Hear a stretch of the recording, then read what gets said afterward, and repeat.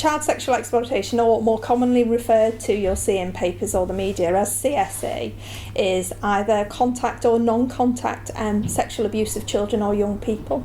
And it can occur at any age, and particularly around different forms or models of CSE. So you may see the boyfriend model exploitation or organised gangs, which is some of the stuff you will have read about in the media.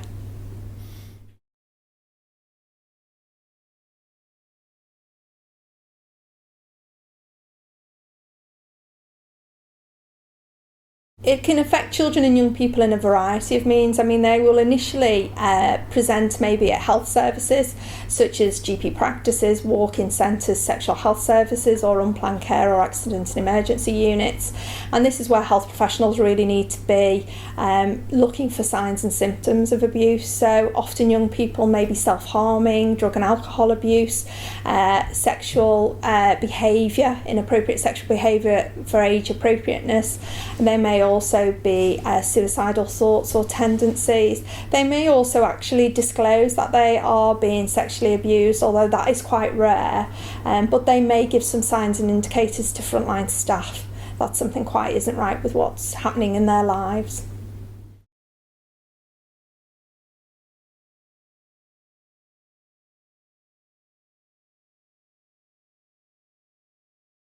Predominantly, a lot of the evidence that's out and about that you see in the media around CSE tends to focus on the 12 to sort of 16, 17-year-old age range, but actually the recognition is that we actually don't know what age ranges this can affect, and the assumption should really be that it could be any child potentially can be affected by CSE. And actually that's what we should be looking for in children and young people, is are they potentially being exploited sexually?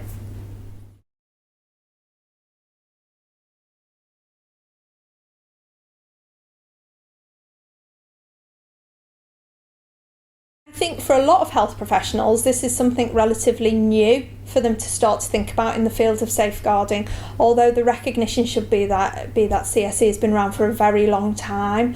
Perhaps frontline practitioners haven't been aware and haven't actually thought of CSE as something that they needed to be involved in. Safeguarding is everybody's business. It's the responsibility of every member of staff in the health service to take this seriously, of which CSE is one form of it.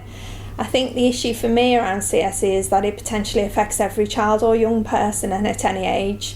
And so we really need to be considering this now almost in one of the top things that we're looking for, particularly because children and young people will present with a variety of symptoms that we may have previously attributed to their age and behaviour, rather than actually them being sexually exploited.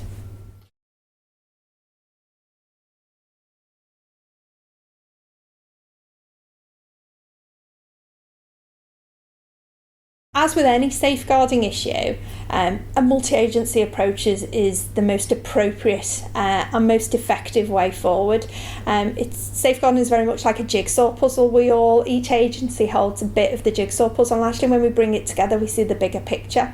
With regards to child sexual exploitation, it's health, it's the local authority social services, police, but also the voluntary sector. A lot of charities, schools and education have an important part to play, and actually by coming together either formally in a multi-agency team or meeting, or either informally to discuss individual cases, is the best way forward. And health staff have a critical role to play in that, because often we hold a lot of the information that other agencies don't have access to.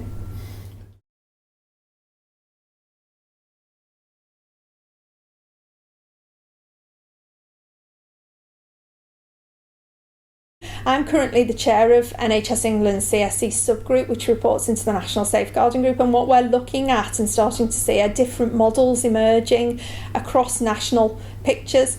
There's no one model that fits any particular area, and I would say for health professionals watching this, really think about what works well in your local area, because the picture of CSE will vary depending on your population size, risk factors that are in that local environment, and actually how best would the multi-agency approach work? So for some areas, there are formal dedicated CSE teams, which health is a part of. In other areas, there's a weekly meeting of interested professionals that come together. In some areas, the police lead a task force when they're looking at how they will bring agencies together to look at information. But the key bit is that health staff should want to get involved and should be involved in this particular subject area.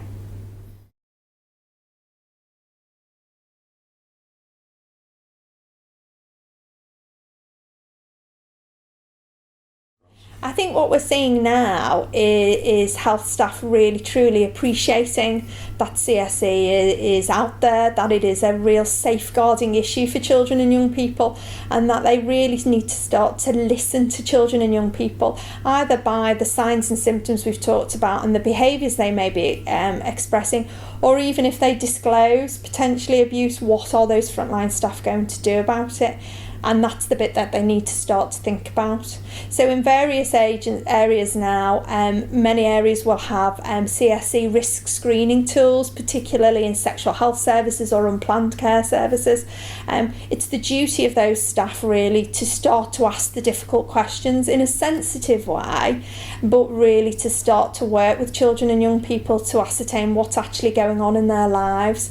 We need to remember as health professionals we're the adults, and that children and young people are exactly that, and by that definition they are vulnerable and will need extra time, care and support potentially for them to make a disclosure or to tell you what's going on.